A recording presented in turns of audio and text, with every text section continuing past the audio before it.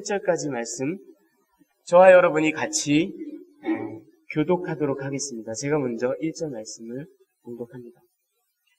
그때 예수께서 안식일에 밀밭 사이로 가실새 제자들이 시장하여 이삭을 잘라 먹으니 바리새인들이 보고 예수께 말하되 보시오 당신의 제자들이 안식일에 하지 못할 일을 하나이다. 예수께서 이르시되 다윗이 자기와 그 함께한 자들이 시장할 때 한 일을 읽지 못하였느냐?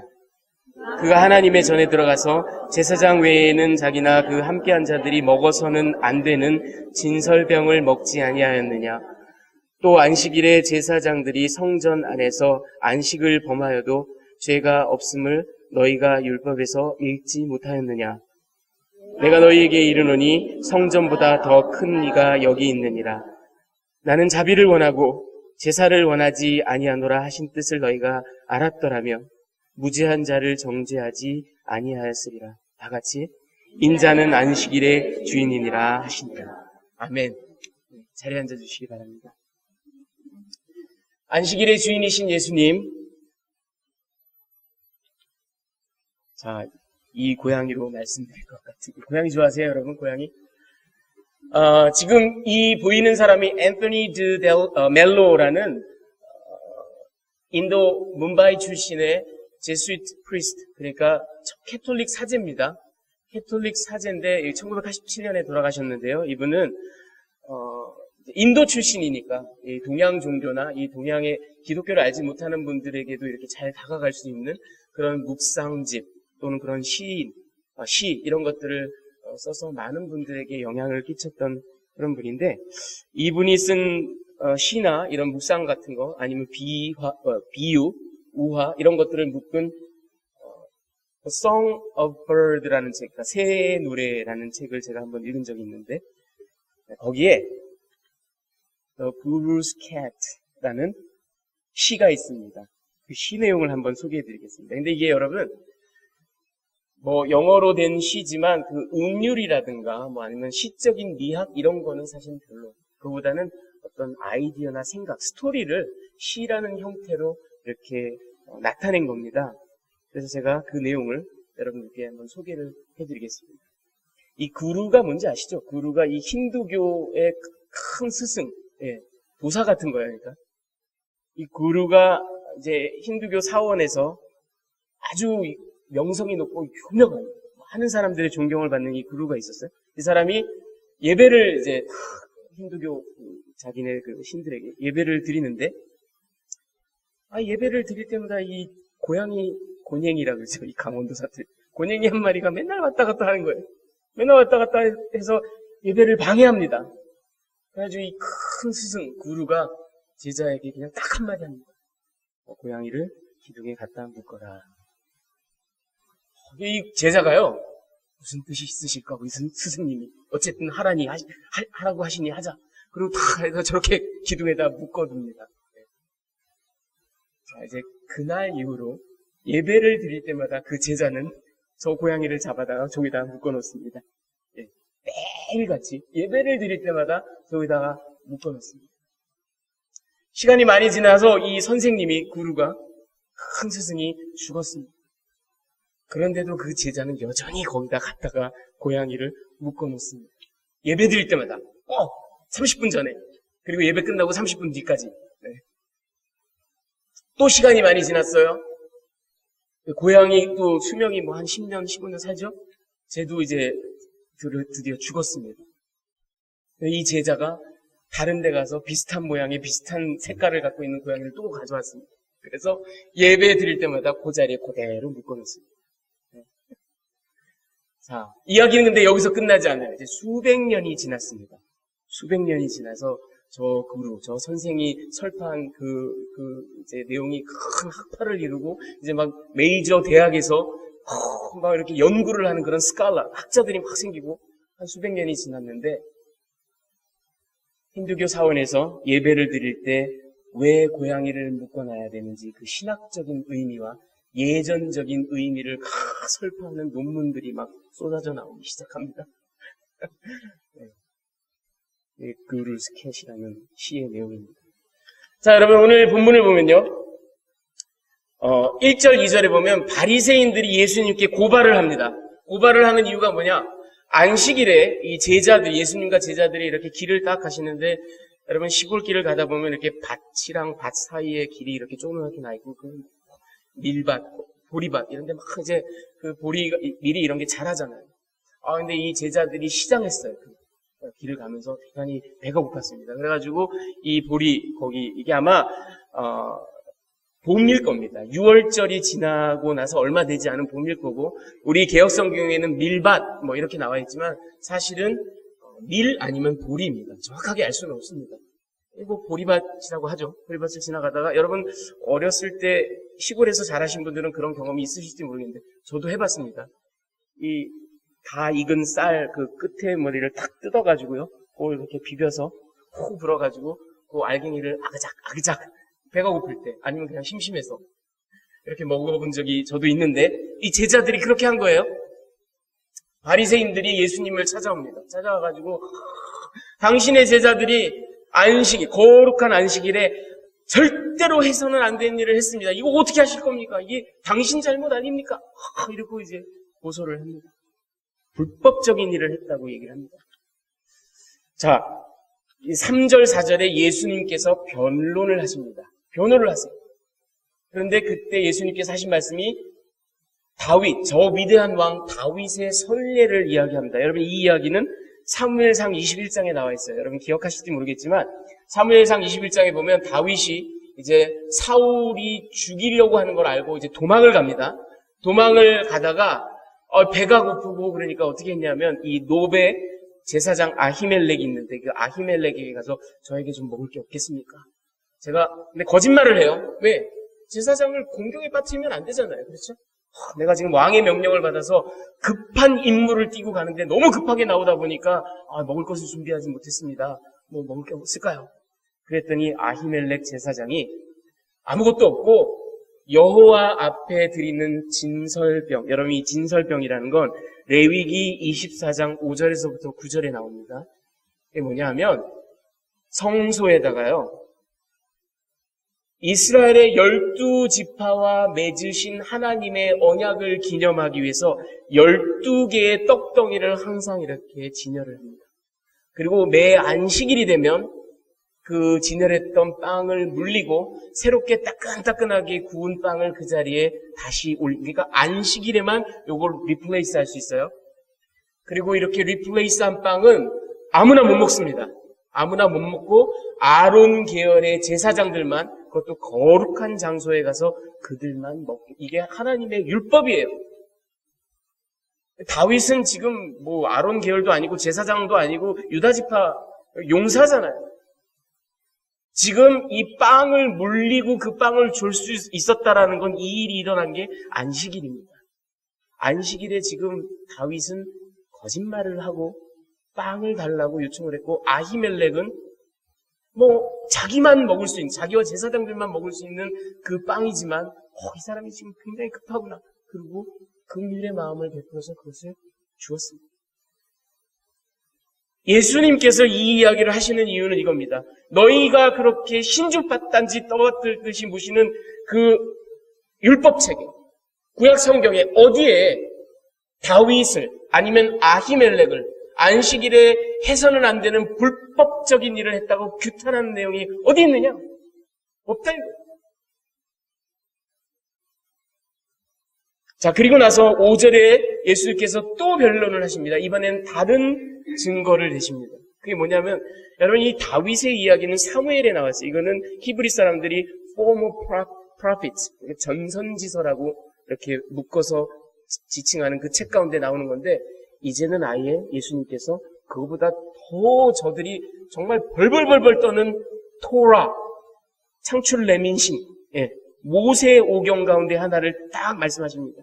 그게 뭐냐면, 여러분 민수기 28장 9절부터 10절에 보면요, 어떤 내용이 있냐면, 제사장들이 그 안식일날 해야 될 성물을, 성스러운 일을 딱 얘기하고 있는데, 그게 뭐냐면 제사장들은 안식일에 2마리의 1년 된 순양을 잡아서 번제로 드려야 됩니다. 그리고 그것만이 아니라 전제와 소제를 하나님께 올려드려야 돼요. 여러분 잘 생각해 보세요. 순양 2마리를 잡아서 드리려면 이거 도축을 해야 됩니다. 피를 받아야 됩니다. 이게 얼마나 아주 고강도의 노동입니까, 사실? 그렇죠? 네.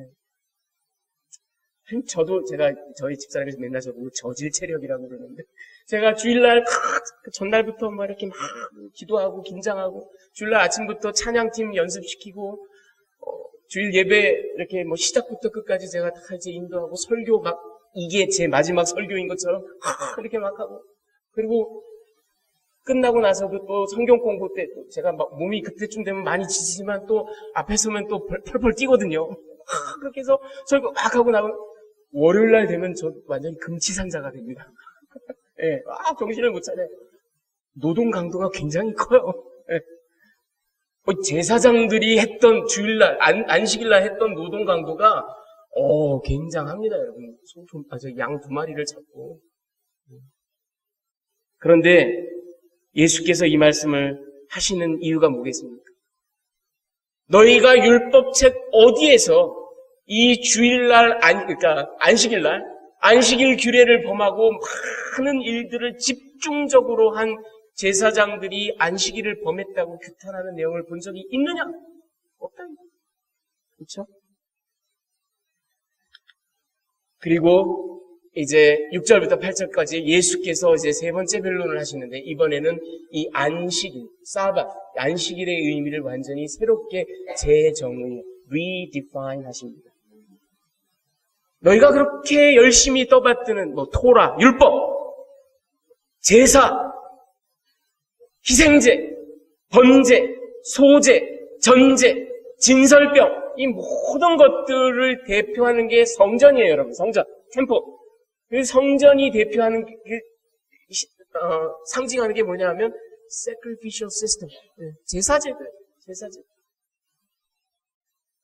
그런데 주님께서 말씀하십니다. 그 제사제도보다 더 큰 것, 이 율법보다 더 큰 사람이 지금 여기 있다. 성전보다 더 큰 이가 여기 있노라. 그렇게 말씀을 하십니다. 그러면서 호세아 6장 6절 말씀을 다시 한번 인용하시는데요. 그 내용은 하나님께서 나는 자비를 원하고 제사를 원하지 아니하노라. 예수께서 하신 말씀의 의미는 이겁니다. 너희가 제사, 성전 그렇게 벌벌벌 떨고 안식일, 십계명, 모세율법 벌벌벌 떠는데 이 모든 것들의 정신은, 핵심은 하나님 아버지의 긍휼과 자비라는 거예요. 제가 여러분 로마서 강의하면서 여러분들께 분명히 말씀드렸습니다. 기억나시죠? 여러분 율법, 사람들은 이스라엘 백성이 시내산에서 율법을 받았다라고 생각합니다. 맞는 말이에요. 하지만 절반만 하는 얘기입니다.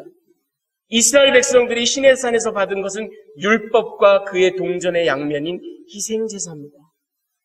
사람들은 somehow 희생제사는 그거보다 급이 낮은 것, 율법의 그냥 한 부분 집합 정도로 생각을 하는데 그렇지가 않아요. 율법과 희생제사를 같이 받았어요. 그래서 율법이 얘기하는 게 뭐라고 제가 말씀드렸죠? 로마서 강의하면서. 그 많은 방대한 양의 율법, 그 율법이 그저 딱 한 센텐스로 바꾸면 그게 뭐라고 말씀드렸죠? 너희는 죽었다 깨도 안 돼. 하나님 가슴 아프게 왜 그래? 너희는 죽었다 깨라도 안 돼. 그래서 희생제사를 주셨다고요, 여러분. 희생제사는 그럼 한마디로 한 센텐스로 줄이면 뭐라고요? 그러니 내가 열어놓은 길로만 나에게 나오려. 내가 길을 열어준다고. 그게 하나님의 긍휼이라고요. 하나님의 자비라고요. 희생제사가 얘기하는 게 사실은 하나님의 긍휼입니다. 하나님의 자비입니다. 따라서 율법과 희생제사, 그들이 시내산에서 받은 이 모든 하나님의 선물 패키지의 핵심은 긍휼이고 자비예요. 그런데 지금 너희 제자가 어땠다, 안식일에 죄를 범했다, 난리를 치는 예수님께서 이 모든 것의 핵심은 하나님의 긍휼이다, 하나님의 자비다. 그리고 인자야말로, 예수님께서 말씀하셨죠. 인자야말로 안식일의 주인이니라. 이렇게 말씀하십니다. 자, 여러분, 오늘 이 말씀을 통해서 제가 여러분들께 세 가지 메시지를 전해드리겠습니다. 그 첫 번째 이야기는 이겁니다. 여러분, 우리 안식일, 여기서 나온 이 안식일 논쟁이라는 걸 제가 잠깐 소개를 해드립니다. 어떻게 보면 예수님을 잡아서, 저들이, 바리새인들이, 사두개인들이 예수님을 잡아서 처형하고 죽이게 된 가장 근본적인 어떤 쟁점 가운데 하나가 바로 이제 Sabbath controversy, 안식일 논쟁이에요. 여러분, 이 유대인들에게 1세기 당시 유대인들, 정통 유대인들이 그들의 종교, 그들의 문화, 그들의 유대인됨, 그들의 그 야훼 신앙, 그들의 그 covenant, 언약, 이 모든 것을 대표하는 가장 중요한 거 세 개를 꼽아라 그러면 할례, 음식 규례, 안식일 준수, 이 세 가지가 저들이 목숨을 걸고 지키는 겁니다. 여러분, 저들이 얼마나 안식일을 목숨을 걸고, 리터럴리 목숨을 걸고 지켰는지를 제가 소개를 해드리겠습니다. 여러분, 주전 167년 무렵에 마카비안 리볼트라는 게 유대 땅에 있었습니다. 이때, 그러니까 주전 2세기는 팔레스타인은, 유대는 헬라 그 문명의 이제 한 왕조인 슬루시드 왕조, 그러니까 시리아예요. 실루쿠스라고도 우리말로는 하는데 그 실루쿠스 왕조의 시리아의 지배를 받고 있었습니다. 그런데 저 실루쿠스 왕조의 왕이, 그 당시 왕이 안티오쿠스 4세라는 이 정신병자입니다. 미친 사람이에요. 이 사람이 유대인들을 너무나 경멸합니다. 유대주의를 너무나 혐오해요. 그래가지고 저 사람이 내가 유대 땅을 완전히 헬라화 시켜야 되겠다. 그래가지고 저 사람이 한 일이 뭐냐 하면 아들들을 할례를 시킨 사람들, 부모들을 잡아다 다 죽입니다. 그리고 진시 황제가 분서갱유한 것처럼요, 토라, 율법책을 다 찾아다가 그거를 전부 다 불태워버립니다. 와, 유대인들이 이거 정말 미칠 노릇이죠. 그뿐만이 아니에요. 저들이 그렇게 소중하게 여기는 야훼께 제사드리는 예루살렘 성전에서 헬라의 주신인 제우스를 분양하는 제사를 지냅니다. 여기까지만 들어도 정신이 아득한데 저 제사를 뭘로 지냈냐면 돼지고기로 지냅니다. 그러니 유대인들은 돼지고기가 가증한, 그렇죠? 먹지도 않고 키우지도 않습니다. 이거 완전히 유대인들 죽으란 얘기예요. 멘탈 붕괴가 올 일이에요. 그때 마타타이아스라는 나이가 많은 제사장이 반란을 일으킵니다. 시리아 병사를 쳐 죽이고요. 그리고 아들들과 더불어 게릴라 전쟁을 펼칩니다. 마타타이아스는 일찍 죽어요. 그리고 그 아들인 주다스 마카베우스라는 사람이 이 반란을 이끌어서 성공적으로 왕조를 건설하는데 그게 하시모니안 왕조예요. 그게 주전 167에서 160년 사이에 있었던 반란입니다. 여러분, 저때 마카비 1서라는 걸 보면요, 이 마카비서는요, 우리 개신교에서는 정경으로 받아들이지 않지만 캐톨릭에서는 외경으로 그들이 경전으로 인정합니다. 마카비서는 성경과 같은 그런 권위는 절대로 없지만 저 반란, 저 이야기를, 역사를 아주 상세히 정확하게 기술한 책으로 굉장히 가치가 있는 책입니다. 그 마카비 1서 2장에 보면 어떤 내용이 나오냐면요, 저 안티오쿠스 4세가 시리아 군대를 막 보낸단 말이에요. 이 게릴라전을 이제 징벌하기 위해서. 그런데 하필이면 그날이 안식일이었네. 안식일날 적군이 막 창칼 들고 쳐들어오는데 저 경건한 유대인들이요, 내가 안식일을 범하고 싸우느니 여기서 그냥 죽자. 그리고 반항을 하지 않고 남녀노소가 다 도륙을 당합니다. 왜? 안식일을 범할 수 없기 때문에. 저 때로부터 한 100년이 지나서요, 이번에는 주전 63년이 이제 저 하시모니안 왕조가 끝나고 로마 장군 폼페이가 예루살렘을 점령함으로써 이제 로마 주둔지가 되고 로마의 식민지가 됩니다. 저때 폼페이 장군이 예루살렘을 또 포위를 합니다.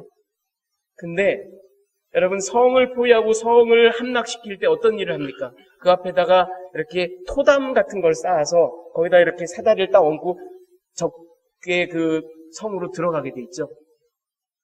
이 유대인들이요, 저 로마군이 와가지고 토담을 막 쌓고 있는데 그 전날까지는 막 열심히 싸우고 뭐 활도 쏘고 하다가 안식일 날 토담을 쌌는데 그냥 멀끔히 천하만 보고 있어요.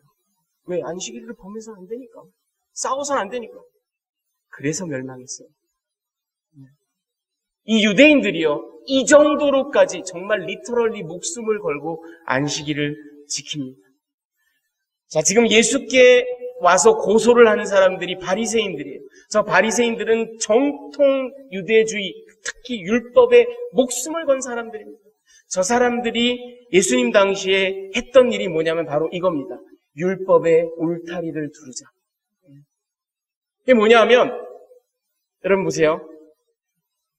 십계명의 제4계명, 안식일을 기억하여 거룩하게 지키라. 이게 율법이에요. 이걸 한가운데 딱 놔둡니다. 그래서 바리새인들은 이거를 잘 지키려면, 이거를 범하지 않으려면 어떻게 할까?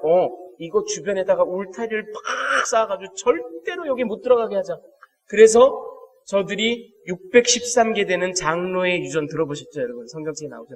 이 장로의 유전이라는 거를 오랜 세월에 걸쳐서 만들어내는데, 그게 뭐냐 하면, 여러분 보세요. 안식일을 지켜라라는 율법을 지키기 위해서, 그럼 안식일에는 1100m 이상을 걷지 말아라. 안식일에는 수확을 하지 말아라. 안식일에는 밥을 짓지 말아라. 안식일에는 들것을 들지 말아라. 안식일에는 농사를 짓지 말아라. 안식일에는 일을 하지 말아라. 안식일에는 병자를 고치지 말아라. 이렇게 울타리를 칩니다. 그러면은 이거를 범하지 않으면 율법, 한가운데 있는 율법을 범할 방법이 없다라는 거예요. 그래서 율법에 울타리를 치자. 저게 바리새주의의 핵심입니다.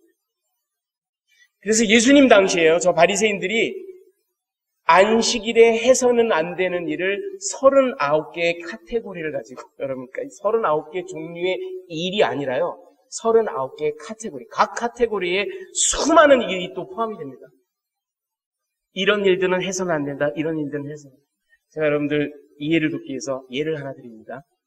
미슈나 전통에 나와 있는 건데, 안식일에 해서는 안 되는 일이에요. 만약 어떤 사람이 어떤 물건을 오른손 또는 왼손으로 꺼내거나 품속에 넣거나 어깨에 얹으면 이건 불법입니다. 왜? 이게 고핫 자손이 법궤를 지는 모습과 비슷하거든요. 하지만 이걸 피해가기 위해서 손등으로 뭘 꺼내거나 발로 뭘 꺼내거나 입으로 뭘 꺼내거나 아니면 팔꿈치로 뭘 꺼내는 건 괜찮습니다. 물건을 손으로 드는 건 안 되지만 귀에 올리거나 머리에 올리는 거는 괜찮습니다. 지갑에 쏙 넣거나 지갑과 옷 사이에 이렇게 끼우거나 옷깃에 넣거나 발 위에, 무슨 망가기를 하는 것도 아니고 발 위에 얹는 거는 괜찮습니다. 자, 그러니 이 사람들이요 와가지고 예수님께 막 고소를 하는데 이겁니다, 여러분.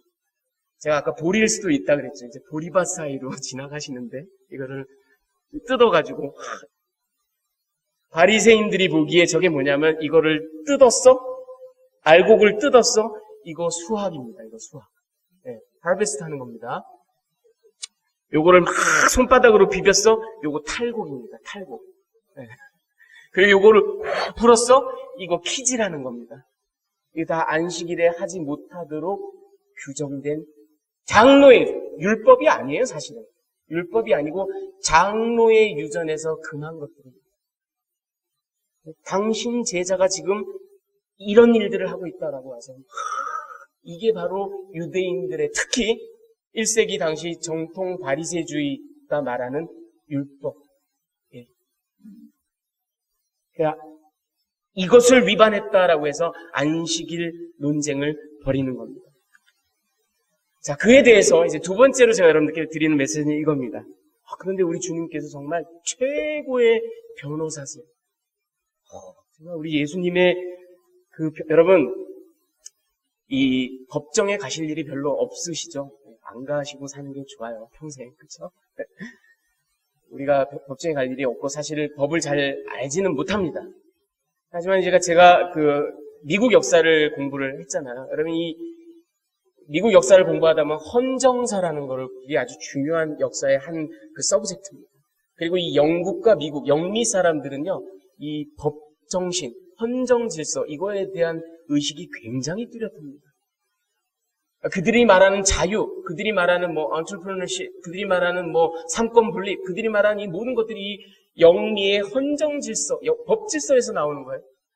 그래서 역사를 공부하다 보면은 전문가는 아니지만 아마추어긴 하지만 그래도 법에 대해서 좀 어느 정도 들여다볼 기회가 생깁니다. 근데 이 법을 들여다보면요, 법에 아주 중요한 닥트린이 있습니다.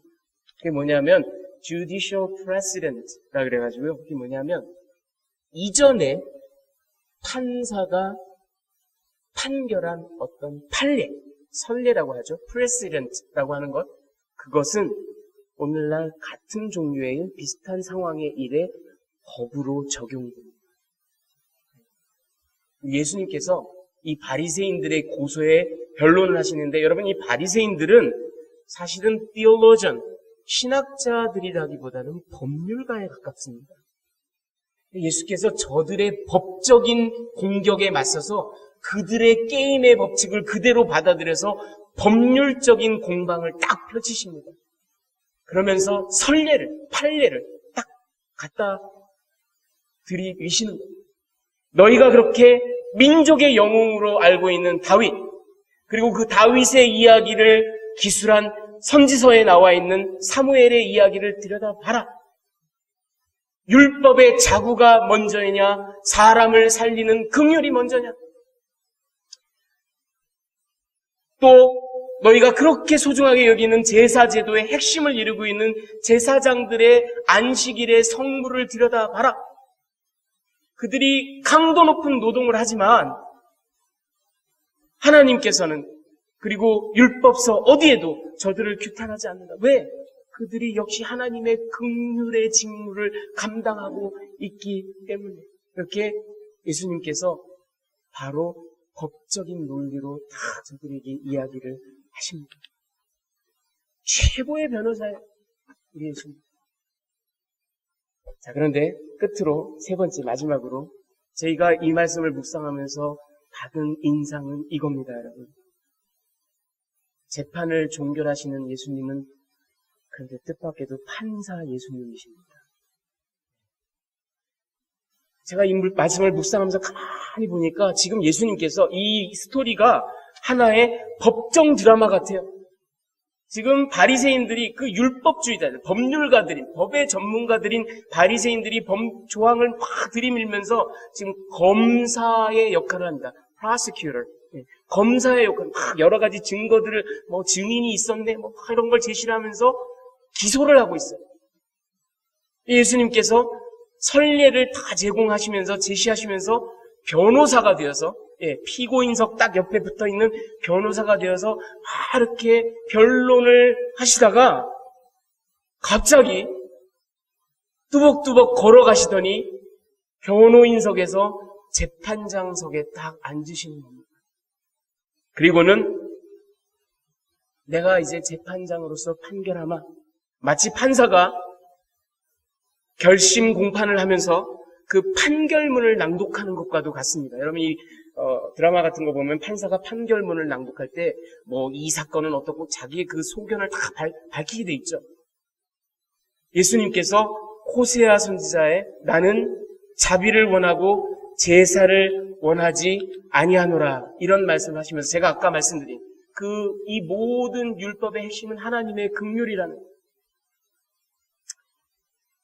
안식일을 통해서 세상 만물을 쉬게 하시려는 하나님의 창조 섭리, 그리고 안식일을 통해서 하나님을 예배하고 하나님과 관계를 맺으려는 그 하나님의 긍휼의 마음, 그리고 율법의 그 자구, 해석이 중요한 게 아니라 하나님의 백성들이 쉼을 얻고 기쁨을 얻고 그 하나님의 긍휼을 누리는 이것이 핵심이라는 것을 이렇게 결심 공판문에 딱 밝히시는 거예요. 그리고 다윗이 안식일을 범하고 심지어는 거짓말을 하고 진설병을 먹었지만 그리고 그 진설병을 아론 지파가 아니면 먹어서는 안 되는 걸 뻔히 알면서도 아히멜렉은 그것을 내어줬지만 이것 역시 하나님의 긍휼의 눈으로 바라다 보면 사람을 살리고 생명을 부여하는 일입니다. 하나님의 긍휼을 세워나가는 일이었습니다. 제사장들이 율법을 어기고 강도 높은 노동을 하지만 이것 역시 예배를 세우고 하나님과 백성을 만나게 하는 바로 그 긍휼의 잔치를 베푸는 일이라는 거예요. 그러면서 저 결심 공판문에 예수님께서는 이제 결정타를 날리십니다. 인자가 안식일의 주인이다. 이 모든 법적인 논쟁의 종지부를 찍으십니다. 재판봉을 마치 땅 두드리면서 선고를 하시는 것과 같아요. 인자가 안식일의 주인이다. 여러분, 굳이 예를 들자면 아까 시작할 때 제가 그 힌두교 구루의 얘기를 했는데 그런 일은 없지만 상상을 한번 해보십시오. 수세기가 지나서 그 구루가 살아 돌아왔다라고 한번 쳐봅시다. 자기가 고양이를 묶어 놓으라고 했는데 그거에 대해서 그게 계속 지켜질 뿐만 아니라 이제 수세기가 지나서 그거에 대한 아주 학문적이고 논쟁적인 그런 논문들이 쫙 나온 거를 이 구루가 와서 그걸 꼼꼼히 다 읽어봐요. 읽어보더니만 한마디를 합니다. 이게 아닌데. 이게 아닌데. 자기는 고양이는 몇 년생 된 거를 잡아야 되고 왜? 몸무게는 몇 파운드가 나가야 되고 몸에 어떤 무늬가 있어야 되고 고양이를 매는 줄은 금줄이어야 되고 고양이를 매는 줄은 몇 자가 돼야 되고 이 몇 자가 되는 이유는 신학적으로 어떤 의미가 있고 금줄인 이유는 어떤 예전적인 의미가 이런 것들을 막 써놓은 거 다 읽어보고 이게 아닌데 얘들아 딴 게 아니라 예배 보고 있는데 신을 만나려고 하는데 자꾸 방해가 돼서 신을 더 정확하게 열심히 만나기 위해서 그냥 묶고 노라고 한 거야. 딴 거 아니거든. 여러분 우리 예수님께서 요한복음에 보면 태초부터 하나님과 함께 계신 분이고 그분은 바로 하나님이시고 만물이 그로 말미암지 않고는 이 땅에 생겨난 것이 없어요. 그분은 하나님의 의지가 되시고 하나님의 말씀이 되셔서 하나님의 에이전트가 되셔서 이 세상 만물을 창조하신 분입니다. 이 세상의 주인이세요. 그러니 그분은 율법의 author이시기도 합니다. 안식일의 주인이세요. 그 모든 것을 시작하신 분이세요. 이 땅에 육신을 입고 오셔서 갑론을박하고 안식일을 어겼네, 탈곡을 했네, 기질을 했네, 이러고는 다 하는데 예수님께서 그거 아닌데, 그거 아닌데 안식일은 쉬라고 생명을 얻으라고 하나님을 만나라고 그리고 굶고 있는 사람을 먹이라고 헐벗고 있는 사람을 입히라고 병든 사람을 치유하라고 하나님의 은혜와 긍휼을 베풀고 누리라고. 내가 원한 건 그게 아닌데. 여러분, 교회에서 이 교회의 제도, 예배의 형식, 교회에서 하나하나 하는 이 믿음의 생활의 강론들만큼 화석화되고 율법화되기 쉬운 게 없습니다. 여러분, 우리는 하나님을 섬기기 위해서 어떤 원칙도 필요합니다. 예, 절차도 필요합니다. 예배의 형식도 필요해요. 당연합니다. 하지만 그 어떤 것도 예배의 정신, 하나님의 율법과 이 모든 것들을 주신 하나님의 긍휼의 마음을 초월하는 것은 없어요. 여러분, 제가 어떤 일도 겪었냐 하면 지금 우리 교회는 안 계시지만 주의 만찬을 딱 읽고 치르고 나오는데 한 여자 집사님께서 저한테 오시더니만 이제 이분은 평생 제 장로교에서 자라신 거예요. 그래서 주의 만찬 침례교 목사인 제가 하는 게 굉장히 낯설었던 듯합니다. 그리고 좀 열등하다고 생각을 하셨나 봅니다.